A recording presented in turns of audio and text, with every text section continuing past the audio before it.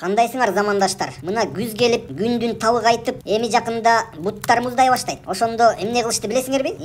Дал ошондой кыласыңар. Береке деген дүкөнгө барып, сонун таптаза эттен аласыңар дагы чучугу менен кошо. Баягы ары бери көчкөндө калдырап жүргөн кара казанды асып, тиги этти саласыңар. Тарсылдап күйгөн бүкүл отундан калап, этке тузун туура салып, анан тымызын буркулдата кайната баштайсыңар. Жакшылап карагыла. Отту катуу жагып жиберсеңер, аябай кайнап кетип, чийгөбүгү тарап, эт катуу болуп калып, тиштегендей этти чайнай албай жүрбөгүлө. Анан орточо чөмүч менен буркулдап аткан жеринен сузуп алып, орсоюп чыгып калган эттин үстүнө жаба сапырып, буусунан дем аласыңар. Баса, желим чөмүч колдонбогула, даамы чыгып калбасын. Анан чучуктарды сайгылап койгонун да унутпагыла. Ошентип анан этти жакшы бышырган соң, баарын казандан чыгарып, шорпого кесме салгыла. Жакшылап бышыргыла. Эзилип кетпесин, жакшылап карагыла. Анан этти майда туурап, баягы бышкан кесмеден аралаштырып, үстүнө ысык сорподон сугара куюп туруп, чучуктан тиле кесип туруп анан үстүнө таштап койгула. Бир кесим чучукту оозго салып туруп, артынан баягы ысык беш бармактан сугунган соң, көздү жумгула дагы ошол учур, ошол секунд, ошол даамдан рахат алгыла.